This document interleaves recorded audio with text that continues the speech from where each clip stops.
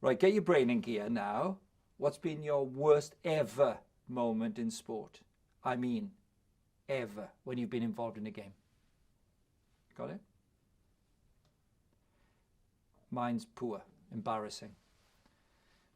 My team was in a pre-season tour in Italy. I mean, it was nice to go to Italy, but we're not a good team or nothing like that. But we went to Italy anyway and played a game or two. And you couldn't talk to the ref easily because they spoke Italian. And I played in this game. And this chap, I played on the left-hand side. He was pinching me, hitting me in the ribs, all sorts of terrible fouling. And I kept saying to the ref, have a look. But of course he didn't understand. Anyway, I don't know, 25, 30 minutes in. It's on the left side of the pitch. There's a throw in down the left touchline. The referee is in field. I'm in field and the boy's this side of me near the touchline. And he pinched me once more as the throw was taken. And I just couldn't bear it. And I just elbowed him smack on the nose. Blood. Red card. I was the only Christian in my team. You can imagine what happened next, right? Bad banter. Stick with your worst story. It won't be as bad as mine, will it? To consider the relationship between God and my sport, we need to turn to the story of the fall in Genesis chapter 3, right at the beginning of the Bible, when things go wrong. This is where we learn that though we were created by God to reflect his image, and we were to do so by the use of our talents and relationships, our talents and relationships are fractured. They stop working as they ought to. And this happens in sport as it does in all other walks of life. So let's explore this for a few minutes together. Let's look first at God's image in us being broken. And then we look at our talents and our relationships as they reflect that. God's image in us is broken, says Genesis chapter 3, because the first man and woman, Adam and Eve, disobeyed God because they wanted to run the garden themselves. Let me read you a few lines of the story. And the story we pick up on happens when they have disobeyed God overtly. And then they realize what's become of them. Genesis chapter 3, verse 7.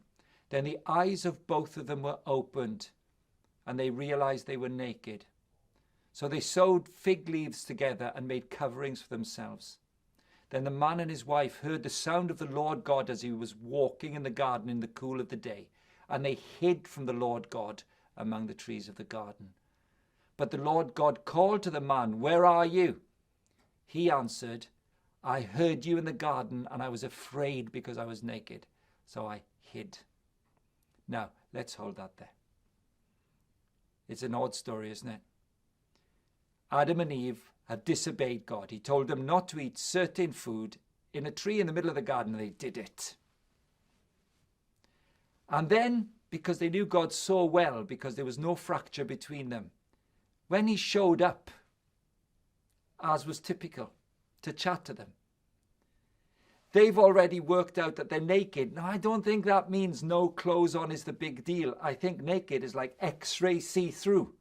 I can see right through you, entirely vulnerable. I know everything about you. I know what you've done. So it's sort of a weird thing because they're covering themselves up.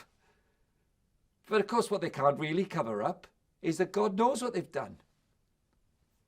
And that stupid line, "Where are you?" says God, and the stupid response, "I was afraid because I was naked, so I hid." Do you not think God knows that you want to be in charge of your own life, Adam?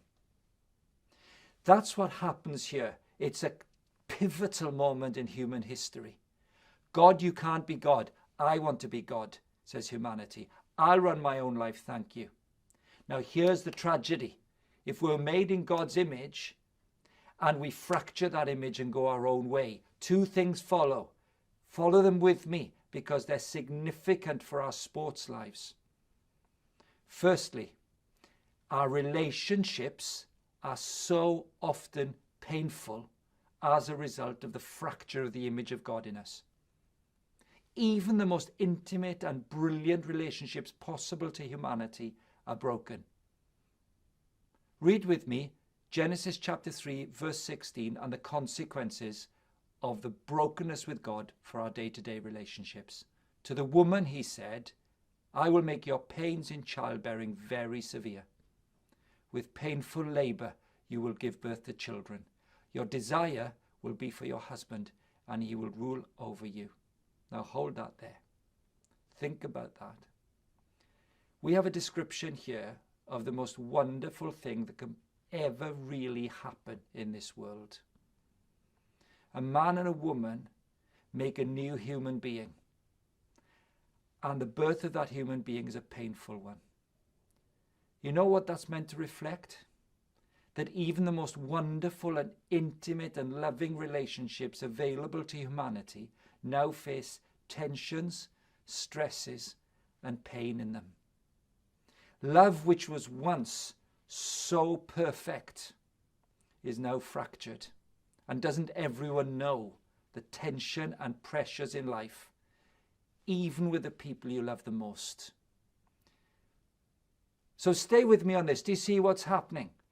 Our relationship with God, when we're made in his image and we reject him, is fractured. There's a break in it.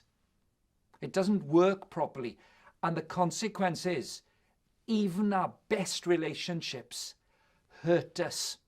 Not always, but they hurt us. Humanity doesn't work properly anymore because the image is broken.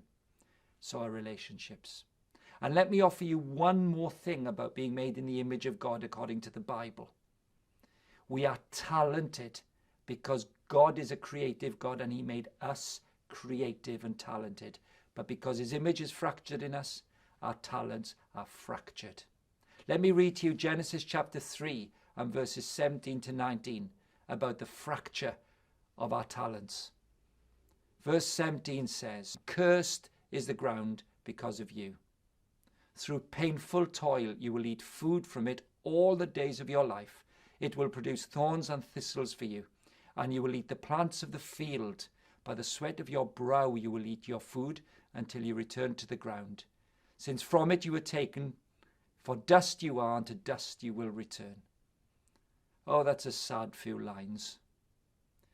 The incredible creativity of God shown in us, a hallmark of being human, is fractured. The garden itself will be filled with thorns and thistles. Beauty will be broken by ugliness. Joy by pain.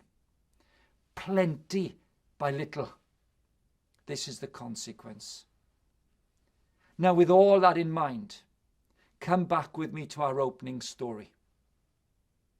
My worst ever moment in sport reflects the brokenness of the world when humanity turns its back on God and results in its relationships and its talents being fractured. You see, as my anger arose against that fullback in that game, think about your worst moment now.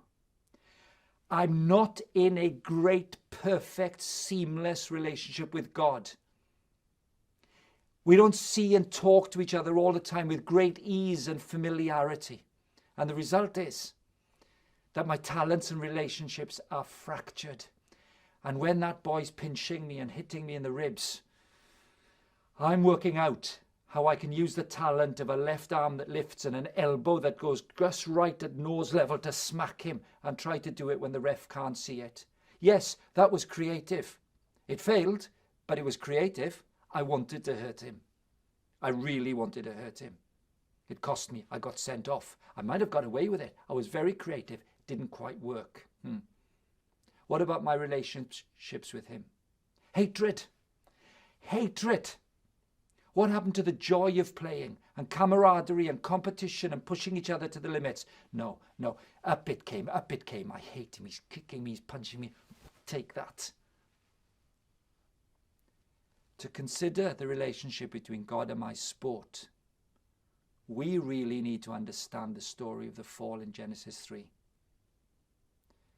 We learn there that though human beings were created to reflect God's image in Genesis 1 and 2, and we were to do it by the wonderful use for good of our talents and relationships, The sad reality is that each of these qualities was broken by the fall, and they're now fractured, and they don't work properly in sport and in life.